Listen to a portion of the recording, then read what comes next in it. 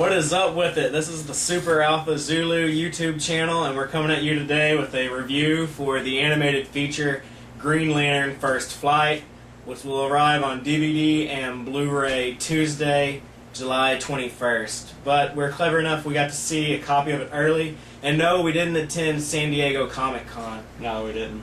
That was quite unfortunate. Quite unfortunate. But, we did manage to see it, and we both liked it. I am a pretty well-versed Green Lantern fan, as I represent, and He just bought that shirt. I did. But I'm a pretty well-versed fan. I'm very familiar with the character, and I've been reading the current line by Jeff Johns, which is awesome, one of the best books on the market right now. I highly recommend it. And I was satisfied with the movie, whereas White Hat over here is not much of a comic book guy. No. He's not well versed in Green Lantern, and he had a pretty positive take on the. No, I liked the it. movie. I liked it a lot. He filled in a lot of the storyline that I didn't catch that was outside of this this particular flick.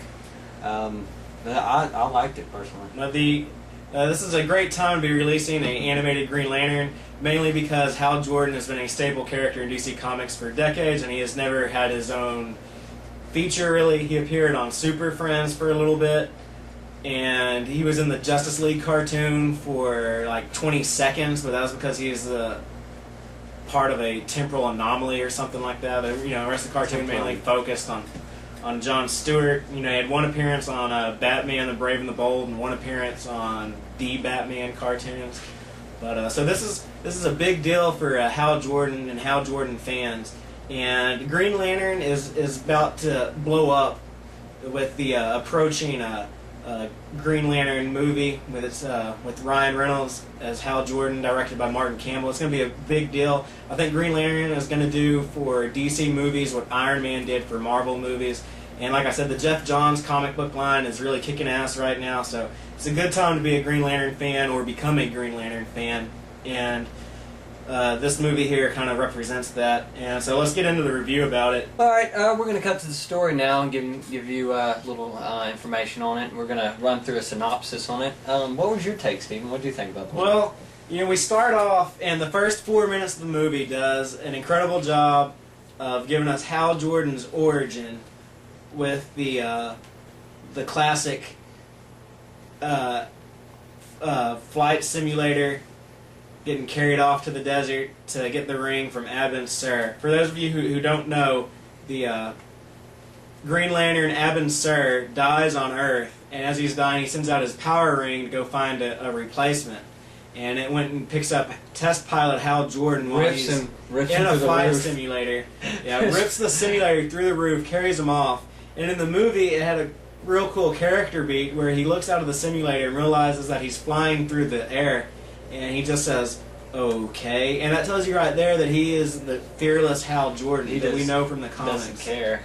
Yeah, he will look danger in the eye and not be intimidated, not back down. Which is the key element of being a Green Lantern, is you have to have the ability to overcome fear.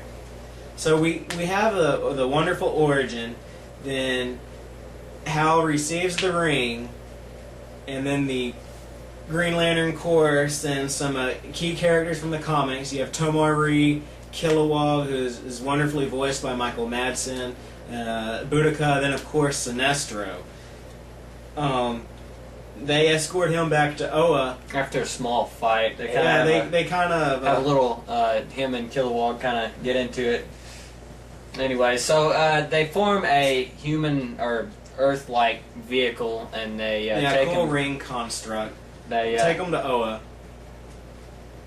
and as soon as he gets there, he's already having some authority problems with the Guardians, the overseers of the Green Lantern Corps, and that's very Hal Jordan from the comics. That's something that Jeff Johns has touched on a lot. And then Sinestro steps up and tries to take him under his wings. His only partner up with the rookie, let him learn a few tricks. But as it turns out, Sinestro has ulterior motives. He's wanting to take control and have his own authority on the universe. and try to do whatever it takes to restore order. And as soon as he figures out Hal Jordan's not going to go with him on that, he stabs him in the back, uses him as a patsy, goes off, and it does some cool stuff with the some stuff kind of hinting at the Sinestro Corps arc from the comics, where you have Sinestro with the giant yellow power battery, and he just kicks ass on the Green Lantern Corps and the Guardians until Hal Jordan steps up and put a stop to him. So that's the story of the movie. Some of my likes and dislikes was one of the things that I really liked was a lot of the character designs. They have like this cantina sequence, like, you know, when they go into that club on that planet, is like when the cantina from the original Star Wars movie, where you have all these neat alien designs. I think he said that too, or something along the lines of that. Yeah, all these strange creatures and stuff.